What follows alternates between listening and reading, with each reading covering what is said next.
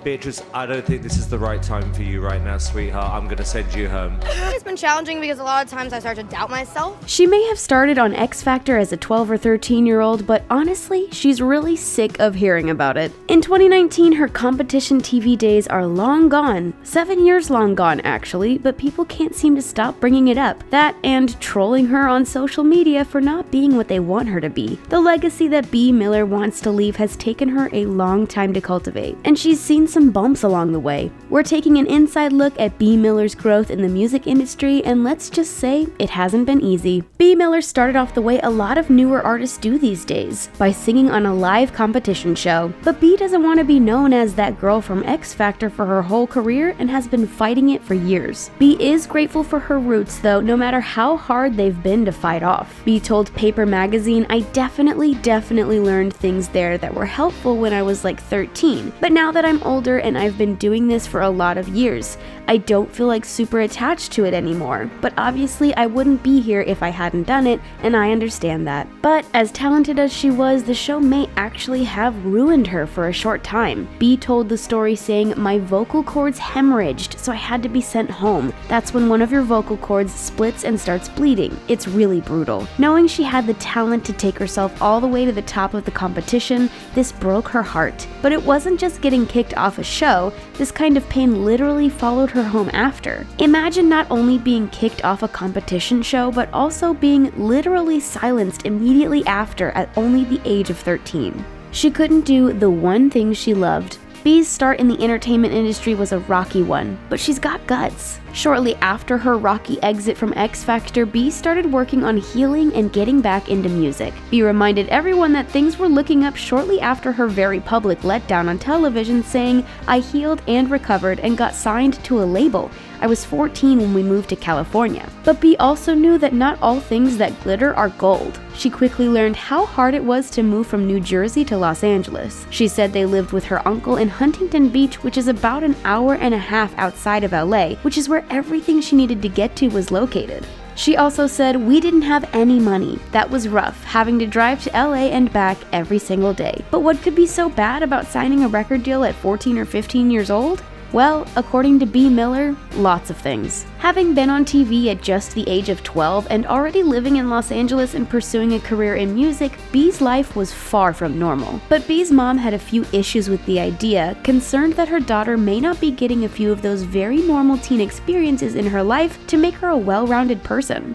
They moved to Cali when she was in middle school, so what happened to her high school life? A lot of other artists may have gone with a homeschool route or even skipping high school altogether, but Bea said, "I went to high school, but just for my mom." Bea says she thinks school is really important, but that she already knew what she wanted to do with her life, so this was added pressure that just made her career feel less attainable. But don't worry guys, Bea still went to prom and did many normal high schooler things as possible. As it were, Bea's mom really wanted to see her have this achievement, so she felt like finishing school wasn't even for her. But that's not the only thing that Bea felt she was doing for someone else. As we mentioned, having a record deal at a young age has its pros and cons. Even though Bea was still trying to go to school and be normal, she was balancing a record deal with a lot of red tape. She said that even though she did get to go to prom, she missed out on everyday things with her classmates. She told Paper Magazine they were all together every day, experiencing things and all the same drama and the same teachers. "I always really felt like I was on the outside." Pursuing a career in entertainment at a young age can be alienating, but the business side is just as lonely. At the age of 15 and being completely new to the music industry, Bea claimed it was easy to get pushed around at her record label. Essentially, Bea's team told her that if she wanted this deal, she had to listen to them. Basically, Bea had to pay her dues. In the music industry, that sometimes means making a record you don't really have your heart in. She remembers the executives having all the control over her songs because they wanted to make hits. Bea wanted to be an artist. Of course, she didn't make it all this way for nothing. She reminded everyone at the label that she was, as she calls herself, a feisty 15-year-old and cut her hair short and dyed it blue to maintain a sense of control in her artistry. But with that came singing songs that professional songwriters wrote and not her own. Bea said, "It felt like lying to sing songs I didn't write." However, Bea asked them to promise her she could write for her next album. Thankfully, they kept that promise. promise. But with writing her own songs came vulnerability. Bea was already growing up half in the music industry and half as a normal teen, so being honest in music was hard for Bea. The album came out in 2017 and was called Aurora, but she claimed she was almost afraid to speak her truth. Bea said, "There were definitely a few things that I would cushion in my lyrics. I would generalize it. I would speak my truth, but in a way that other people could insert their lives into it to where it wasn't super specific." Bea felt that even though she's proud of herself for writing almost every song on the album, she's left with something that she refers to as corny. Once again, the music industry side won, and Bea was left feeling less than her true self. In the same year, Bea got to be a little more honest with a trilogy of EPs that came alongside Aurora, telling some true stories about the hardest times in her life. Bea chose to creatively categorize these EPs in a way that was true to her expressions. The trilogy's Chapter 1 Blue, Chapter 2 Red, and Chapter 3 Yellow incorporate different themes. Blue represents the sadness she felt during the roughest period of her life so far, Red represents self-liberation, and Yellow represents her feeling sad and angry. The most popular of the three EPs, Chapter 1 Blue, has songs about intense breakups, toxic relationships, and feeling lost. Bea mentioned in an interview how alienating it can feel in the world of pop because so many people want to know more about who she's associated with instead of just about her. She was asked, "What question do you get asked too much?" To which she responded, "I get asked too much about other artists." Bea feels like she can't get a break from the politics and networking side of the industry, and instead is often forced to name drop to seem legitimate. She said, "Sometimes I feel like people just want to interview me just to get information about someone they care about more, which sucks. It's not a good feeling." Adding, "I'm here, ask me something about me." She also said that it's rare that she gets asked simple questions like, "How are you doing?"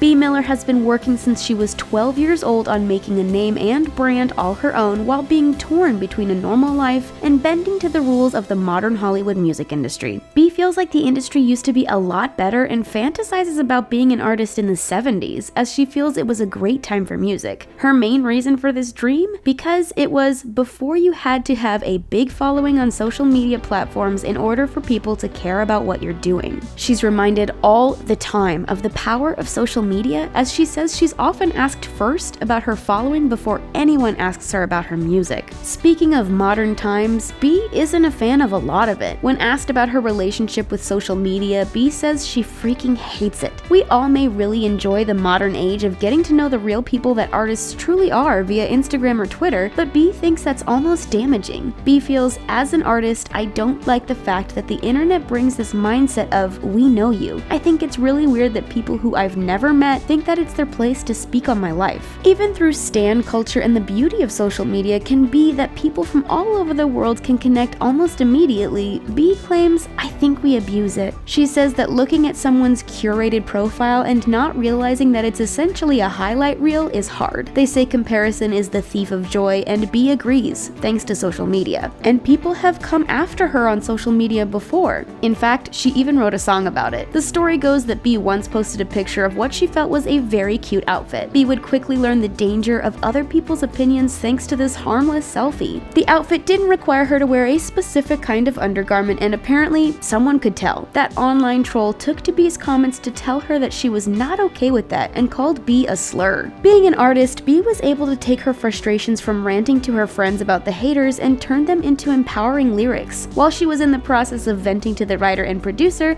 the writer searched the slur while they were on Urban Dictionary just to see what would come up. As it turns out, some people took the word to mean sweet little unforgettable thing. The song SLUT took reappropriating to a new level and felt like a bit of a victory for Bea. For this artist, she found that taking some of life's most frustrating and painful moments and turning them into songs can be a form of powerful therapy. Bea realized a single about the fact that she actually had to let go of a lot of people in her life. She explained to Genius.com that she had so many relationships in her life that were draining, toxic, and overall not good for her. Thus birthed the song It's Not You, It's Me. Bea rebranded this breakup cliche into a meaning all her own: self-care. She said, "Sometimes people just start to take too much from you, and at the end of the day, you have nothing left for yourself, and I think that's really unhealthy," adding that the title essentially means, "It's not what you're doing, it's what I need to do for myself." After going through so many years of letting the industry push her around, Bea was done with struggling with those relationships and chose to finally write about making herself a priority. The terms self-love and self-care are often associated associated with things like face masks, a girls' night in, or just spending a relaxing day by yourself. What Bea focuses on in the single, though, is taking people out of your life who aren't the best for you or your personal growth.